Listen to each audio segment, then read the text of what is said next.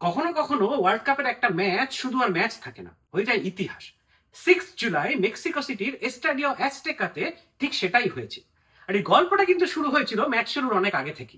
ম্যাচের আগের রাতের কথা, ইংল্যান্ড টিমের hotel JW Marriott, Santa Fe, Mexico City. বাইরে জড়ো হয়েছিল শত শত মেক্সিকো ফ্যান।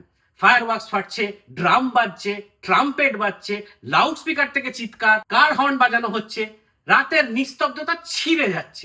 সোশ্যাল মিডিয়াতে ভাইরাল হয়েছিল একটা clip, no sleep for England squad in Mexico. মাঠে নামার আগেই সাইকোলজিক্যাল ওয়ার শুরু হয়ে গেছিল। একই ট্যাকটিক্স এর আগে ইকুয়েডরের বিরুদ্ধে ব্যবহার করা হয়েছিল এবং মেক্সিকো সেই ম্যাচে 2-0 জিতেছিল। ইকুয়েডর ফেডারেশন ফিফাতে ফর্মাল কমপ্লেনও করে এই ব্যাপারটা নিয়ে। তারপর ম্যাচ ডে, স্থানীয় সময় বিকেল 6টায় কিক অফ হওয়ার কথা ছিল, কিন্তু বাদ সাধলো বজ্রপাত। মেক্সিকো সিটির আকাশে ভয়ঙ্কর লাইটনিং। ফিফার নিয়ম অনুযায়ী স্টেডিয়ামের 8 মাইলের মধ্যে একটাও লাইটনিং স্ট্রাইক হলে মিনিমাম 30 মিনিট ডিলে করতে হবে। আর প্রতিটা নতুন লাইটনিং স্ট্রাইক আবার সেই ঘড়ি 0 থেকে শুরু করে দেয়। ঠিক 1 ঘন্টা দেরিতে কিক অফ হয়েছিল ম্যাচটা। এবার একটু এই স্টেডিয়ামটার কথা বলি। এস্টাডিও অ্যাজটেকা পৃথিবীর সব থেকে বড় কয়েকটা স্টেডিয়ামের মধ্যে একটা। 80,000-এরও বেশি মানুষ একসাথে খেলা দেখেন এখানে। কিন্তু সব থেকে বড় চ্যালেঞ্জ হলো এর উচ্চতা। অ্যাজটেকার পিচ সমুদ্রপৃষ্ঠ থেকে 2240 মিটার, মানে প্রায় 7350 ফুট উপরে। এই উচ্চতায় বাতাসে অক্সিজেন কম, শ্বাস নিতে কষ্ট হয়। মাত্র 30 মিনিট দৌড়ালে মনে হয় 90 মিনিটের ম্যাচ খেলা হয়ে গেল। ইংল্যান্ডের কোচ নিজে বলেছেন হোটেলেও সারাদিন মাথা ব্যথা করছিল, ঠিকমতো ঘুম আসছিল না। আর এই স্টেডিয়ামকে তো শুধু ফুটবল গ্রাউন্ড বললে অপমান করা হয়। এই মাঠে ওয়ার্ল্ড কাপের হিস্ট্রি হেঁটে বেড়ায়। 1986 এর মারাদোনার স্মৃতি এখনো গ্যালারির কোনায় কোনায় ছড়িয়ে আছে। আর ইংল্যান্ডের কাছে অ্যাজটেকা মানেই একটা পুরনো ঘোষ স্টোরি, যার নাম হ্যান্ড অফ গড। সেটা এই মাঠেই ইংল্যান্ডের শেষ খেলা। 40 বছরের পুরনো একটা ক্ষত নিয়ে ইংল্যান্ড ফিরেছিল এই মাঠটাতে। আর মেক্সিকোর অ্যাজটেকা রেকর্ড, এই টুর্নামেন্টের আগে পর্যন্ত অ্যাজটেকাতে ওয়ার্ল্ড কাপে মেক্সিকোর 10টা ম্যাচ, 8টা জয়, 2টো ড্র, একটাও হার নেই। 2026-ও গ্রুপ স্টেজে এই ম্যাচে 3টে ম্যাচ খেলেছিল মেক্সিকো, 3টেতেই জিতেছিল। আর এই পুরো টুর্নামেন্টে এই ম্যাচে আগে অব্দি একটাও কোনো গোল খায়নি মেক্সিকো।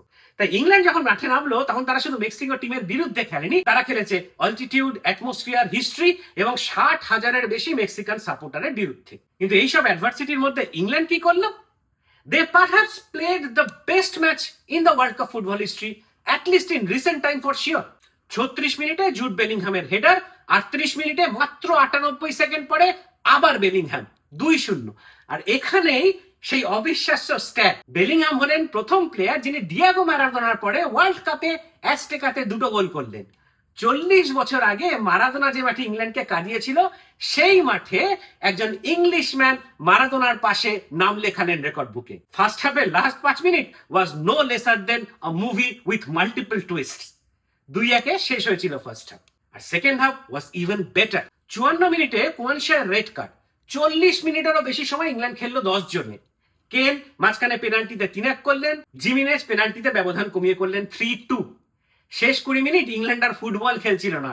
ইংল্যান্ড যেন গেম অফ থ্রোনস এর হোডরের মতো একটা দরজা ঠেলে ধরে দাঁড়িয়েছিল, আর মেক্সিকো বাইরে থেকে পুরো স্টেডিয়াম নিয়ে ধাক্কা মারছিল। ঘড়ির কাঁটাও যেন থমকে গেছিল। 11 মিনিটের stoppage time. And at the end, মেক্সিকোর 40 বছরের অ্যাজটেকাতে ওয়ার্ল্ড কাপে অপরাজয় থাকার রেকর্ড শেষ হলো।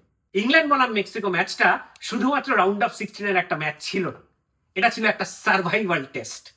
আর অ্যাজটেকার সেই রাতের উত্তর ছিল ইংল্যান্ড সার্ভাইভড।